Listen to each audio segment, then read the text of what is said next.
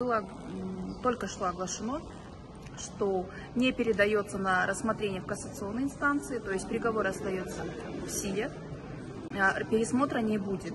Но частное постановление, вынесенное в отношении 5 адвокатов о лишении лицензии, будет передано уже на рассмотрение в Алматинский городской суд. Да, нам только зачитали резолютивную часть, то есть пока все, что мы слышали. Скажите, пожалуйста, это поскольку было предварительное совещание, то это значит, что теперь кассационной не будет, да? Да. На сегодняшний день должно было решиться вопрос либо об отказе в передаче, либо уже передаче на рассмотрение. Однако чудо не произошло. Да. Было отказано даже в пересмотре в кассационной инстанции. Рассмотрение дела уголовного в кассационной инстанции. Ну, теперь у вас какие планы? В настоящее время, сейчас мы получим данное постановление, и мы уже будем подавать в международную инстанцию. Я об этом, в принципе, говорила со следствия.